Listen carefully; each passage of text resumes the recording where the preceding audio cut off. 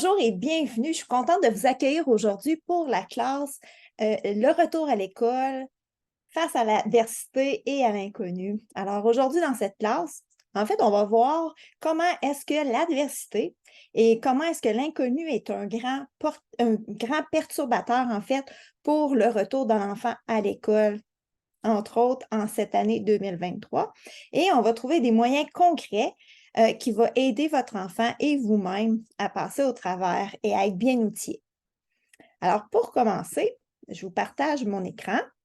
Alors, c'est le retour à l'école. Les articles d'école sont achetés. On a des vêtements neufs.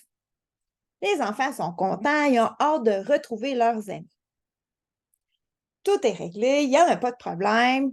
Les parents sont contents. Maintenant, c'est leurs vacances qui commencent. Alors, c'est-tu aussi simple que ça, le retour à l'école?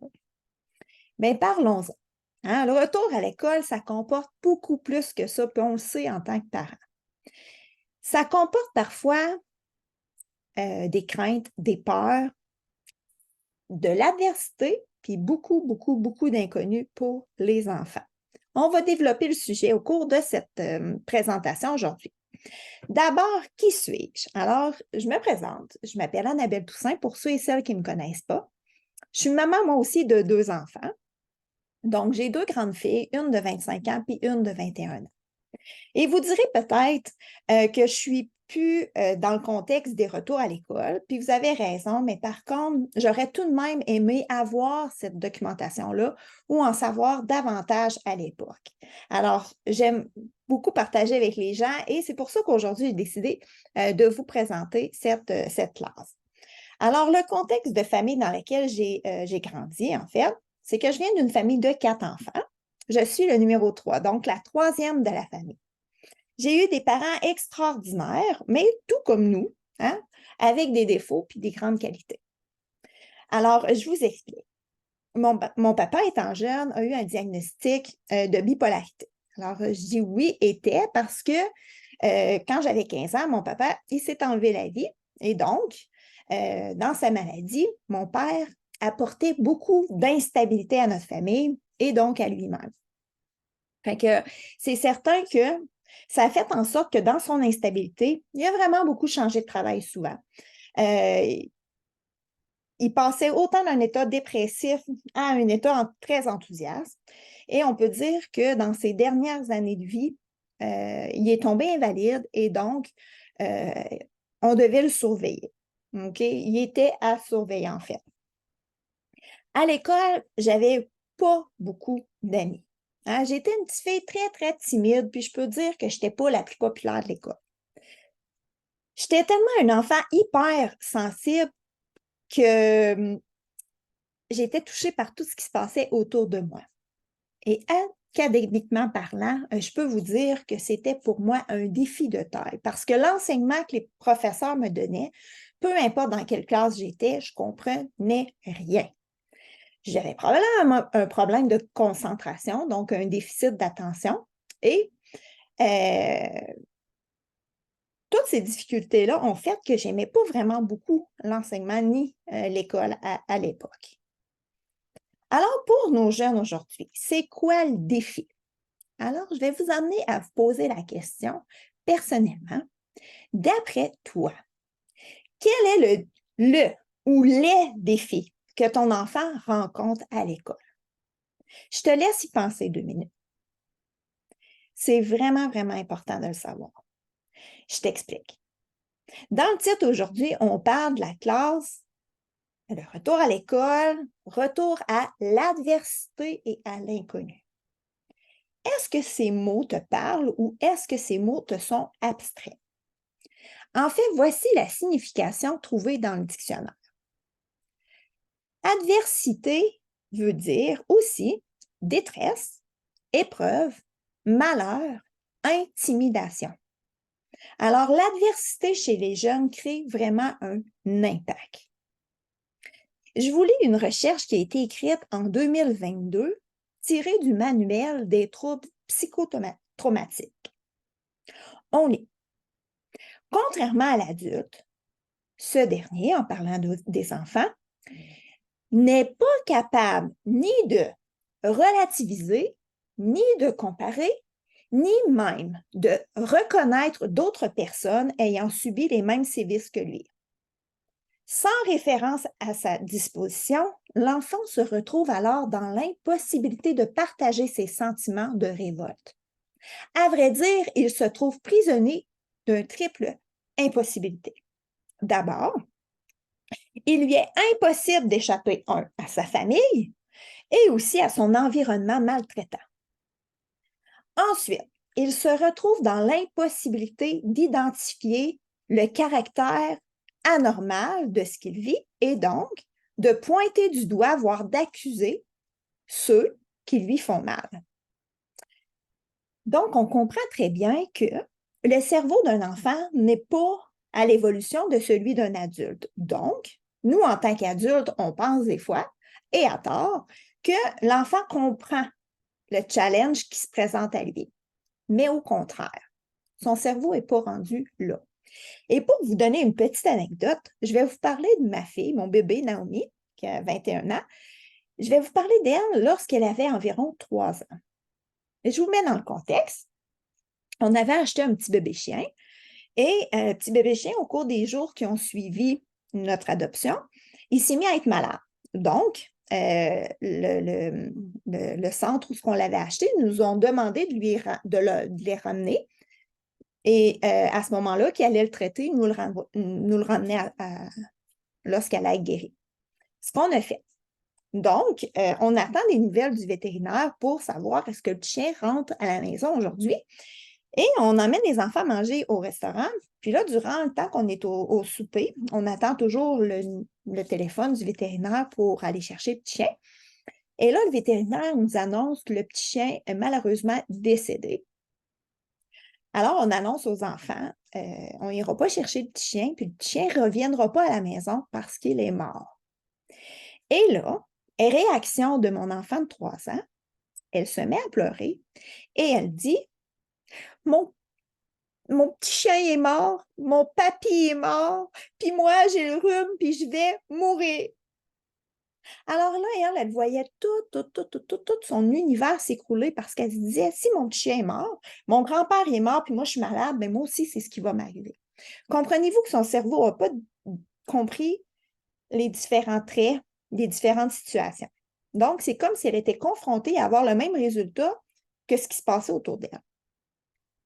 Voyez-vous que la trajectoire du cerveau, quand on est enfant, n'est pas du tout le même. Et ça, je pense que c'est très, très, très important de conscientiser ça et d'en être conscient pour pouvoir aider nos enfants. Voici peut-être le quotidien de votre enfant ou le quotidien d'un enfant X. Ce qu'on veut illustrer ici, c'est que chaque enfant a son contexte familial. Ça peut être une famille qui est monoparentale, ça peut être une famille qui est reconstituée, avec demi-frères, demi-sœurs, beaux-parents. Ça peut être aussi des parents qui s'aiment, mais ça peut être aussi, comme à l'image, des parents qui se chicanent, qui s'élèvent à voix un envers l'autre ou qui s'envoient des bêtises. À cette image-ci, voyez-vous, un parent est en train de reprendre son enfant sévèrement. Alors là, vous allez dire, ben, c'est nécessaire, Annabelle, d'amener une correction à notre enfant. Vous avez raison.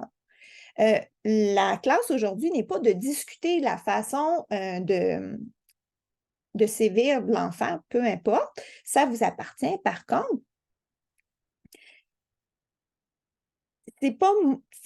en fait, en voyant cette image-là, on comprend que c'est pas pour mal faire, mais parfois, en tant que parent, on va dire des choses qui peuvent avoir un impact sur l'enfant. Voyez-vous ici la mère, en pointant du doigt l'enfant, on peut facilement s'imaginer qu'elle est en train de dire « Tu sais-tu que c'est pas gentil, qu'est-ce que tu as fait? T'es pas gentil. Regarde comment que t'es pas gentil. » Ou « Regarde comment t'es pas fin. » Ou « Regarde le petit garçon là-bas, lui, il n'a pas fait ça. Il est gentil, mais pas toi. T'es ci, t'es ça. » Ou tout simplement « Écoute, je suis tannée de toi. Je suis tannée, va-t'en, je ne veux plus te voir. » Alors, peut-être que vous vous reconnaissez là-dedans, puis c'est pas pour vous taper sur les doigts, mais comprenez-vous que le schéma de pensée, si on reprend les études qui ont été faites concernant le cerveau d'un jeune enfant, on peut comprendre que ces accusations-là, il n'est pas capable de les traiter en se disant, écoute, ma mère est déçue de moi, puis en ce moment, je devrais me reprendre. Lui, il comprend qu'il n'est rien, il est une merde. Alors, il faut rester conscient des fois de la façon qu'on parle à notre enfant. Là, on n'est pas dans l'éducation de l'enfant, mais plutôt dans la scolarisation de l'enfant. Alors, ça se peut-tu que rendu à l'école, il ressente ça? Bien, oui. À l'école, il est aussi plus grand que lui ou plus peut-être un ami qui est plus dégêné, en quelque sorte. Et là, on peut voir qu'il y aurait l'intimidation qui se ferait ressentir à l'école, qu'il soit intentionnel ou pas. L'enfant peut se sentir inférieur, peut se sentir vraiment comme rien. Qu'est-ce qu'on veut au juste pour nos enfants? On les envoie à l'école parce qu'on veut les éduquer. En fait, quand on envoie nos enfants à l'école, ce n'est pas pour qu'ils vivent l'adversité, ce n'est pas pour qu'ils vivent l'inconnu, ce n'est pas pour les déstabiliser. Malgré que ça le fait, ce n'est pas la raison première. La raison première pourquoi on envoie nos enfants à l'école, c'est tout simplement pour les éduquer, pour les aider à passer aux prochaines étapes d'une vie adulte, une vie future. Alors, l'école est là pour les former et pour les aider à franchir différentes étapes de leur vie et pour qu'un jour, rendus à l'âge adulte, ils puissent apporter à son tour une contribution à la société. Je ne sais pas si jusqu'à maintenant, ça te parle. Je ne sais pas si ça t'allume des lumières ou des compréhensions un peu de ce que vivent nos jeunes à l'entrée scolaire puis tout au long de l'année. J'espère que ça peut t'aider à voir au-delà de la scolarisation auprès de nos jeunes, en fait, au-delà de l'éducation qui est donnée. Essayer de voir un petit peu plus loin. D'autres difficultés qui peuvent se présenter à l'école. Manque de motivation. Est-ce que c'est possible que notre enfant ne comprenne pas pourquoi il faut qu'il aille à l'école? Parce que pour nous, c'est clair et net, c'est simple. On sait que notre enfant qui va à l'école, c'est pour un jour qui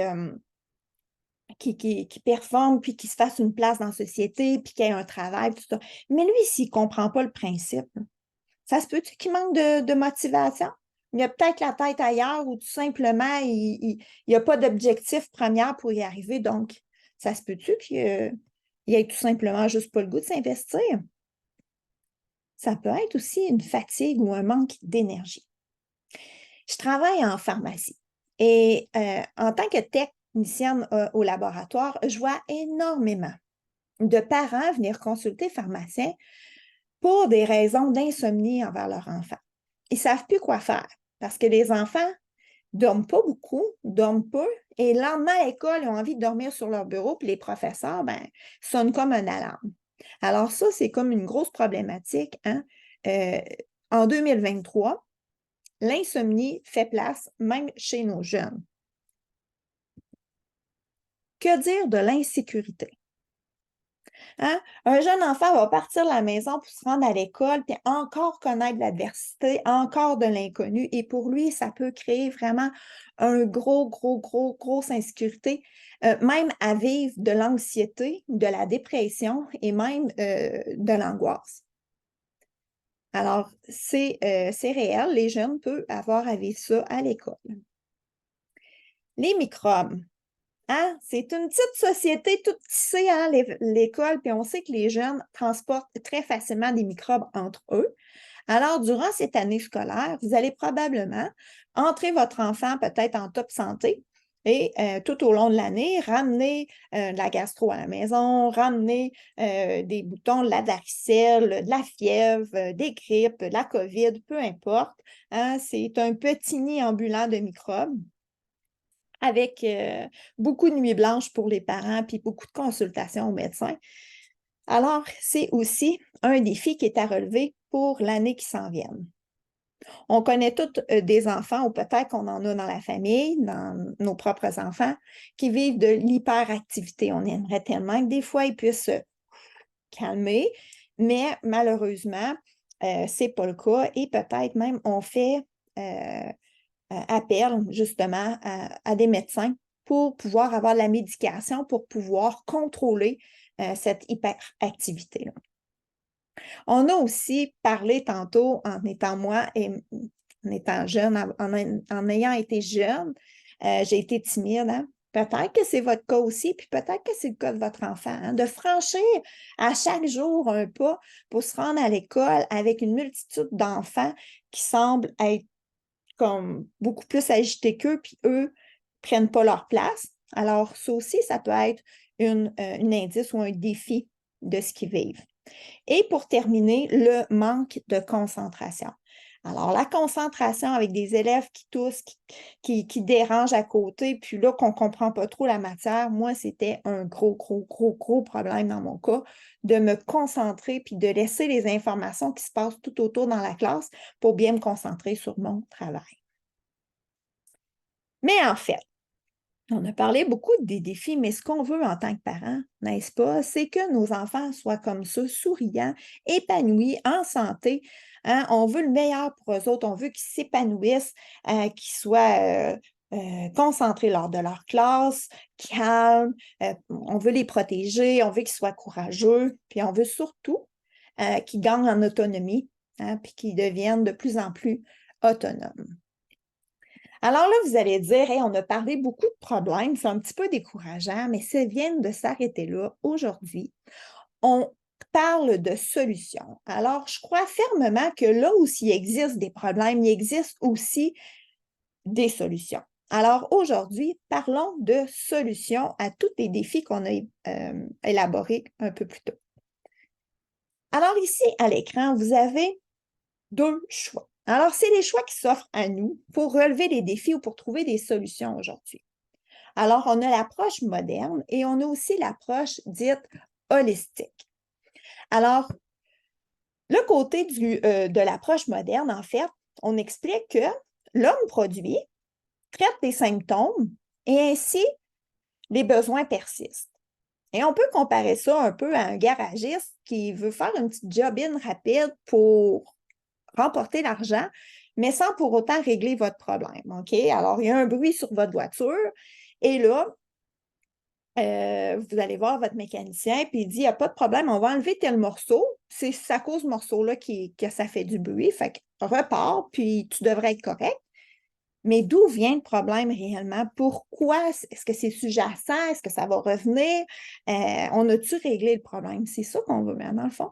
Bien, l'approche moderne, c'est un peu ce que le mécanicien que je vous parle fait. En fait, on arrive avec un problème, puis le médecin va donner quelque chose qui va traiter les symptômes, qui va annuler les symptômes, qui va contrôler les symptômes, mais en fait, le besoin continue de persister, continue de se montrer et d'être là. On a aussi l'autre côté de la médaille, l'approche dite holistique. Alors, l'approche holistique, c'est la nature produit, elle traite la source même, la racine du problème et donc répond aux besoins de notre corps. Alors, moi, en ayant étudié les deux côtés de la médaille, autant l'approche moderne que l'approche holistique, pour ce qui est de ma part aujourd'hui, je vais m'aborder à l'approche holistique qui, je trouve, est beaucoup, on va dire, valable par rapport que, comme elle traite la source du problème, je préfère m'attaquer directement au problème, puis en plus que le corps réponde bien à cette approche. Alors, voici, je vous parle de l'approche dite holistique. Mais avant, vous voyez ici à l'écran le synthétique. Abordons quelques secondes la médication moderne. La médication moderne a ses pour, a ses contre.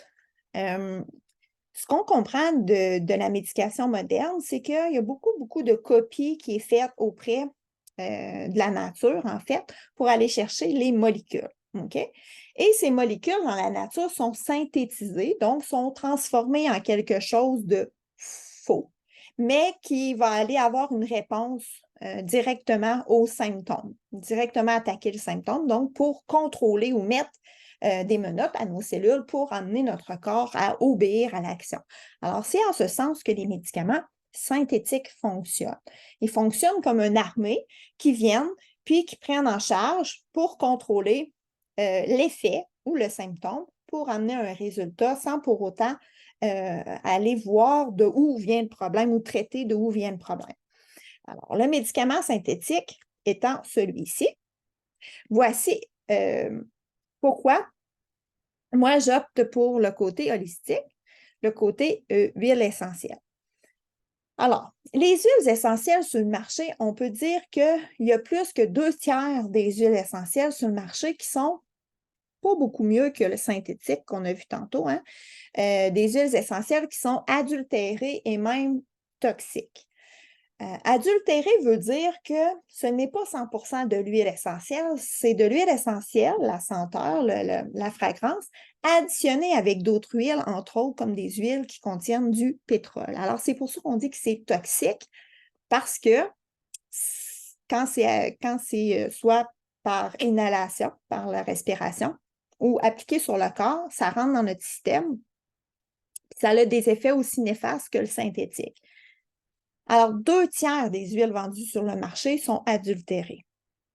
1/4 des huiles essentielles dans le monde sont dites pures. Et la compagnie de doTERRA a été cotée la compagnie la plus testée et la plus fiable dans tout le monde entier. Alors, on peut voir à l'écran qu'il y a vraiment le 2/3 et qui sont adultérés, donc toxiques, à ne pas prendre.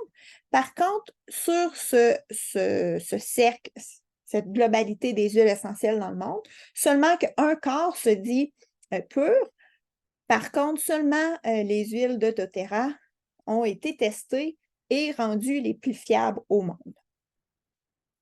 Alors, c'est des huiles essentielles qui sont testées fiables, donc testées de grade certifiées plutôt de grade testé ou de grade thérapeutique.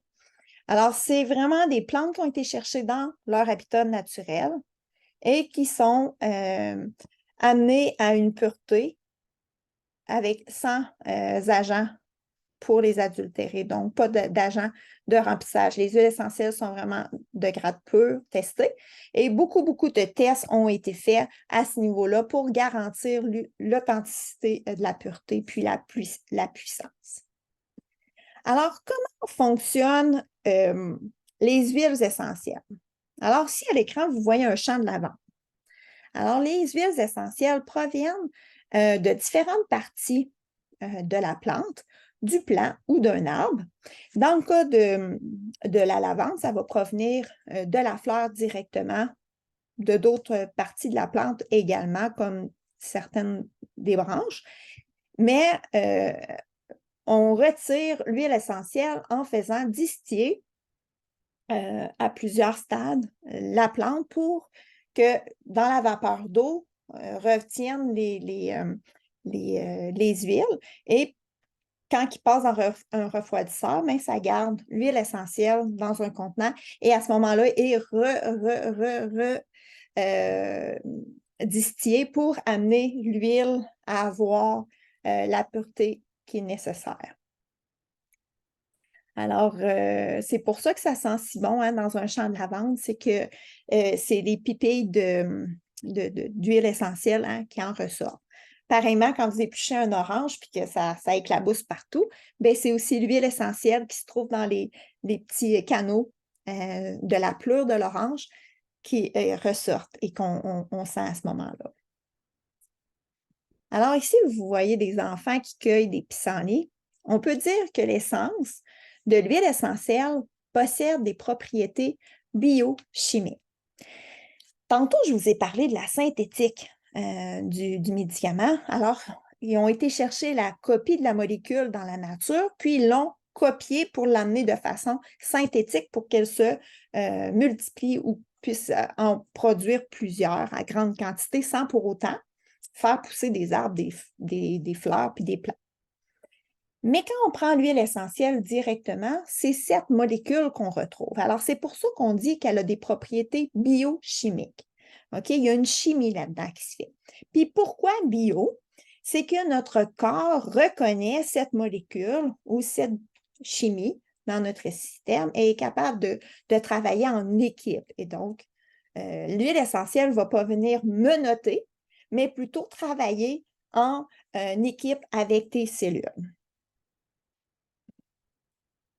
On lit ici les huiles essentielles qui sont extraites de certaines parties des plantes sont de 50 à 70 fois plus puissantes que les herbes. Alors, vous avez entendu parler qu'il y a des herbes qui sont très puissantes. Hein? On peut juste penser à l'herbe du pot. Plusieurs personnes vont prendre ça pour X raisons. Mais on dit que les huiles essentielles sont plus puissantes encore que les plantes, que les herbes, de 50 à 70 fois plus. Alors, c'est très puissant, les huiles essentielles, et ce n'est pas à négliger l'effet qu'ils peuvent faire. Maintenant, la rapidité et la transmission dans notre corps, bien, les faits sont intéressants de voir hein, que pour atteindre notre cerveau, OK, quand on met dans un diffuseur des huiles essentielles, les molécules se retrouvent dans l'air et ça prend 22 secondes. Quand ça rentre dans notre nez, ça prend 22 secondes à se rendre au cerveau et à avoir un échange, c'est-à-dire une réponse faite par le cerveau. Okay, au niveau du lobe frontal, ici, on a l'hypothalamus qui se trouve à être le cerveau frontal ici qui va venir répondre directement en lien avec l'huile essentielle. Lorsque l'huile essentielle est appliquée sur notre peau, ça va prendre seulement 2 minutes à ce que l'huile essentielle pénètre notre couche épidermique et se retrouve dans notre sang. Alors, ça prend seulement 2 minutes pour avoir une trace dans le sang. Et maintenant, on parle de 20 minutes pour que chaque cellule de notre corps, chaque cellule de notre sang ait une trace d'huile essentielle. Alors, c'est très, très, très rapide. Lorsque vous prenez une Tylenol, combien de minutes que ça prend pour que ça fasse effet? On peut dire que c'est environ ça, 15 à 20 minutes, tout dépendant la charpente qu'on a, mais on comprend que c'est environ 15 à 20 minutes que ça prend pour le sang de circuler dans les veines et donc pour l'efficacité. Alors, voyez-vous qu'en 22 secondes, on peut déjà avoir un effet, puis en 20 minutes, on a déjà fait le tour de chacune des cellules. Alors, c'est vraiment très rapide. Voici 3 façons de servir des huiles essentielles. Alors, on a de façon aromatique. Alors, aromatique, c'est pour l'aroma ou la senteur, mais l'aromatique va être diffusé par un diffuseur. Alors, le diffuseur, lui, va envoyer dans la pièce l'eau avec l'huile essentielle qui va se diffuser. Et par le fait même, on va le sentir parce que ça va sentir l'huile essentielle de lavande ou d'eucalyptus, peu importe ce que vous mettez dans votre diffuseur. Mais quand vous allez le respirer, cette molécule-là qui se retrouve dans l'air va entrer dans votre système et va avoir un effet assuré puisque elle s'en va directement par sa chimie, par sa biochimie, venir donner des directives, en fait, à nos glandes, à nos cellules, à notre cerveau, notre système central nerveux. On a la façon interne. Alors, interne, quand on parle d'interne, c'est par l'intérieur. Alors, par l'intérieur, ça va être soit par capsule ou soit directement dans une cuillerée à soupe de miel, d'huile ou tout simplement dans ton verre d'eau. Et on a la façon dite locale. Alors, locale, ça va être directement sur la peau, directement sur des zones bien définies selon ton problème. Alors, si tu te poses des questions, comment utiliser les huiles essentielles, puis quelles sont leurs façons d'être utilisées, puis leurs bénéfices, ça, c'est dans une autre présentation qu'on va pouvoir faire ça. Alors, aujourd'hui, on se concentre sur le retour à l'école. Mais avant, parlons encore comment ça fonctionne. En fait, c'est que les huiles essentielles sont dirigées vers ton cerveau. Okay? Le cerveau reptilien, hein, on parle du cerveau qui gère les survies, les grandes fonctions vitales, la fuite, la peur. C'est lui qui gère aussi le plaisir. Puis, on a aussi le cerveau limbique, qui, lui, c'est les mémoires, les émotions, puis les premiers apprentissages. Alors, les enfants, c'est ce cerveau-là hein, qui se développe, le cerveau limbique, les émotions, les mémoires, puis les premières notions à l'école. Le cerveau limbique travaille très fort. Alors, on dit que les huiles essentielles sont dirigées vers ces cerveaux-là. L'absorption est très rapide et très efficace. Alors, les points, c'est-à-dire les endroits où on va pouvoir aller appliquer de façon locale, ça va être vraiment au point occipital, donc la nuque, juste ici derrière sur la nuque. On va pouvoir aller travailler aussi au niveau de la grosse orteil qui correspond au cerveau. Et on va pouvoir aussi l'appliquer sur le long de la colonne de l'enfant ou tout simplement, s'il est autonome et qu'il est capable de travailler lui-même avec les huiles, ça va être d'aller les mettre sur ses poignets. Alors, les huiles essentielles veulent libérer de l'oxytocine, en fait, de l'hormone de bien-être et de la sérotonine. Alors, si c'est ça le but, hein, d'avoir une hormone de bien-être, puis augmenter notre sérotonine, bien, on a des huiles essentielles qui vont aller donner ce message-là à notre cerveau et à nos cellules pour que les glandes sécrètent ce dont on a besoin. Aujourd'hui, pour les enfants, on va parler de la diffusion et du roll-on. Alors, la façon topique qui se présente à nos enfants. Alors, je vous présente à l'instant le kit que doTERRA a fait d'huile essentielle, mais strictement faite, en fait, pour les enfants. Puis si je vous dis strictement, c'est pas qu'ils ne peuvent pas être mis sur les adultes, c'est juste que la concentration est juste parfaite pour un jeune enfant. Alors, vous les voyez à l'écran. Et je vous le montre ici dans mon écran à moi. Ça se vend comme ça dans un petit sac très facilement transportable. Et à l'intérieur de la petite trousse, vous avez les différents roll-on de différentes couleurs qui peuvent être attachés comme ceci au sac d'école, à l'étui à crayon ou en quelque sorte par un mousqueton comme ceci. Alors, les couleurs sont vraiment là pour rappeler à l'enfant qu'est-ce qu'il veut faire comme sensation avec. Alors, de quoi il a besoin? C'est de cette façon-là qu'il va choisir la couleur. On va l'éduquer comme ça au niveau des couleurs. Alors, je vous montre c'est quoi le nom du générique parce qu'en fait, comme celui-ci, il s'appelle calmeur. Alors, le calmeur, ça peut vouloir dire calmer, mais en même temps, quelle huile essentielle que c'est calmeur? Alors, on voit à l'écran ici, c'est l'huile essentielle qui est équivalent à celui pour adultes sérénité et c'est l'huile reposant. Fait que voyez-vous tantôt dans les défis que je vous ai énumérés pour l'enfant, hein, celui de gérer ses émotions, ses pensées et tous les défis qu'il peut rencontrer à l'école, bien voici la gamme des roll-on de doTERRA qui va aller traiter au niveau de ces objections-là comme la concentration, le sommeil, les petits microbes protecteurs. Apaisant, ça se trouve être pour les douleurs musculaires, les douleurs suite à un mal de jambe qui grandit, par exemple. Le timer, ça va être au niveau digestif pour les petits mal de ventre, pour les bobos de digestion.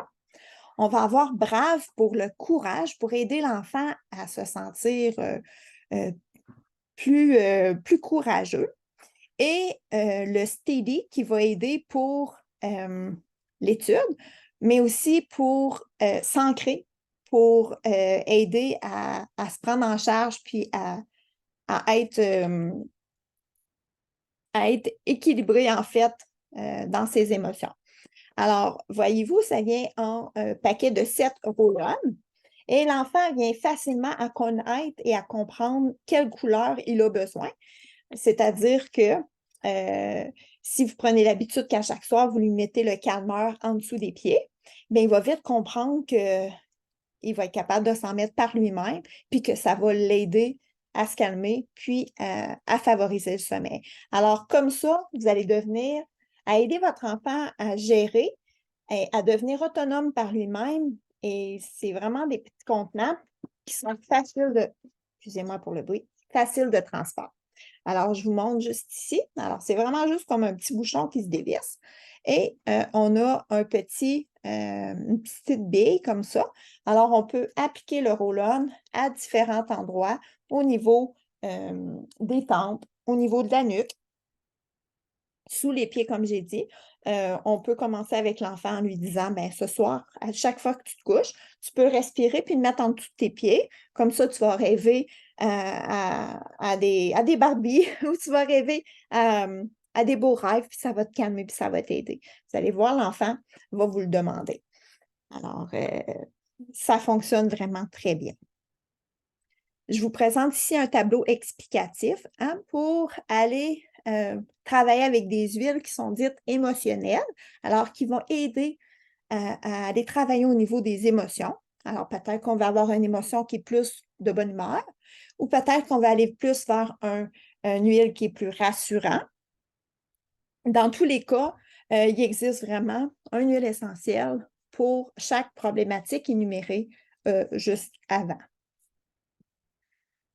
Pour ce qui est de la diffusion, alors ceux-ci sont pour les roll-on, donc l'enfant va appliquer sur le topic. Et pour ce qui est de la diffusion, bien, ça va être des huiles essentielles de cette façon-là ici, qui va pouvoir être mis dans un diffuseur, tout dépendant. Si c'est le soir, puis que l'enfant se couche, vous allez pouvoir aller diffuser dans sa chambre 2-3 heures avant le sommeil pour que quand il rentre dans sa chambre, ça soit apaisant pour lui, puis que ça fasse tomber son stress. Si dans la nuit, il est congestionné, il a comme envie d'avoir le rhume, on va y aller avec une huile qui est antimicrobe, qui est comme un petit soldat qui va aider à combattre son microbe, son virus, mais aussi qui va renforcer son système immunitaire. Alors, à ce moment-là, ça sera peut-être un autre choix d'huile qu'on va aller travailler, comme celui de On Guard qu'on appelle. On va pouvoir aller prendre si votre enfant fait des allergies ou fait ce qu'on appelle la difficulté respiratoire, à ce moment-là, on va pouvoir aller utiliser un mélange qu'on appelle Easy Air. Alors, on va pouvoir les mettre dans son diffuseur pour aller dégager ses voies respiratoires, puis ainsi qu'il puisse dormir libéré de toutes ses sécrétions, puis ouvrir ses bronches, puis ses poumons pour qu'il puisse bien dormir, bien respirer. Alors, cette diffusion-là n'est pas nécessairement juste visée pour les enfants, parce que tous les membres de la famille dans la maison vont pouvoir aussi bénéficier de cette huile-là. Et c'est pour ça que je vous présente mon top 10 de pharmacie maison que j'encourage chaque famille à avoir. Parce que ces 10 huiles-là sont les plus utilisées, en fait, pour toutes les problématiques qu'on pourrait avoir, qui sont des problématiques dites de base. Hein? On peut parler de nettoyage des bases d'un antibactérien, de purifiants, d'antifongiques, d'antioxydants pour éliminer les germes, le sommeil, le focus, l'énergie, la concentration, la respiration, le ronflement. En fait, ces 10 huiles-là vont venir travailler pour soit individuellement ou soit en synergie, c'est-à-dire en les mélangeant ensemble, pour pouvoir venir travailler sur l'ensemble de toute la bobologie de la maison. Alors, je vous présente mon kit chouchou. Moi, quand j'ai connu doTERRA, c'est pour ce kit chouchou-là que j'ai acheté le kit parce que je trouvais ça extraordinaire qu'avec ces 10 huiles, j'allais pouvoir, en fait, pas avoir besoin de consulter nécessairement le médecin pour une infection vaginale, pour un mal d'oreille, pour un mal de tête, pour une difficulté respiratoire ou digestif, ou pour de l'anxiété, ou pour un feu sauvage. En fait, ces 10 huiles-là vont aller travailler sur ça. Alors, nous aussi, par le fait même, on devient autonome et on devient autodidacte à comprendre qu'est-ce que je prends, qu'est-ce que je mets, et ça s'apprend très rapidement. Et pour ce faire, quand vous devenez un de mes clients doTERRA, je m'engage personnellement à être une représentante qui est présente pour vous, c'est-à-dire quand vous avez des questions à savoir comment utiliser vos huiles, je m'engage à être présente, à répondre à vos questions. Et aussi, quand vous devenez mes clients, je vous donne un petit cahier comme ça que j'appelle ma petite Bible qui donne beaucoup de symptômes qu'on peut avoir avec la solution avec les huiles essentielles et qui aussi donne les propriétés de chacune des huiles qui existent et la dilution, plein d'informations en fait que vous allez retrouver à l'intérieur de ce petit livre. Et aussi, exceptionnellement, je peux, lorsque vous devenez client avec moi, vous envoyer un petit livre qui a été fait sur les huiles essentielles et les enfants. Et ça aborde aussi les huiles essentielles qu'on peut utiliser en fait durant la grossesse et sur les enfants également, mais avec toutes les consignes de sécurité et tous les modes d'utilisation et d'application. Alors, c'est un petit manuel qui est super bien fait et pratique. Alors, c'est ça qui conclut notre présentation aujourd'hui. Soyez à l'affût et même vous pouvez m'envoyer en fait une demande si ça vous intéresse de participer ou en fait d'écouter la classe maternelle des huiles essentielles. C'est vraiment la base. Et durant cette base, j'explique vraiment comment utiliser le top 10 des huiles essentielles, hein, la pharmacie des bobologies. Je vous explique comment vraiment spécifiquement est faite les huiles essentielles et pourquoi on peut dire que ça fonctionne du côté biochimie. Qu'est-ce que ça fait dans le corps, puis comment notre corps réagit face à ça. Alors ça, c'est vraiment une classe qui a été faite pour celle-ci. Alors, pour ce qui est d'aujourd'hui, pour le retour à l'école, on a vu qu'il existe des solutions, toujours des solutions. Et quelle solution est-il offert à vous? On a vu qu'il y avait deux solutions. Vous aviez la solution très rapide, très directe, qui allait enlever et soulager le symptôme, mais sans pour autant aller travailler la source du problème. On avait, et ça, c'était le côté médical, le côté synthétique. Et on avait l'autre partie hein, qu'on a abordé plus aujourd'hui, le côté holistique, qui se trouve à être aller travailler et guérir, si on veut, à partir de la nature, hein, directement à partir des molécules et de la biochimie de la nature. Et on a vu que ça allait directement travailler à la source et que ça donnait un résultat directement, un bienfait à tout le corps. Ça réglait le problème, en fait. Et on a vu que chaque problématique que l'enfant peut rencontrer à l'école, on a une solution hein, à l'aider à s'épauler avec des huiles essentielles et que ça allait l'aider à le sécuriser, à le calmer, à faire en sorte qu'il est plus concentré et pour tous les défis qu'on a vus tantôt. Aussi, on veut se rappeler, et ça c'est très important, que le cerveau d'un enfant n'est pas fait comme celui d'un adulte et donc, n'espérez pas que votre enfant comprenne tout le challenge qui s'apporte à lui en classe, mais plutôt d'essayer de se mettre à sa hauteur puis de voir comment vous, en tant que parent, vous pouvez l'aider à s'intégrer et à lui donner un petit coup de pouce en l'aidant à automatiser, en fait, à devenir plus autonome par lui-même en ayant des petits outils qui sont pas là pour lui nuire, mais plutôt pour l'aider à mieux percevoir les situations.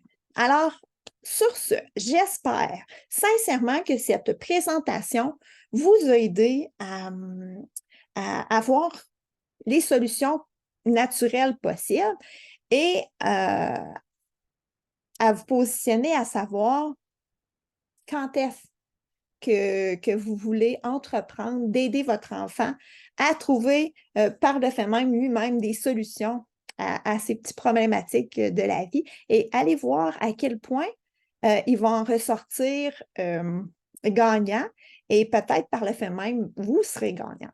Alors sur ce, je vous souhaite une excellente fin de journée, une bonne continuité et à bientôt, je l'espère.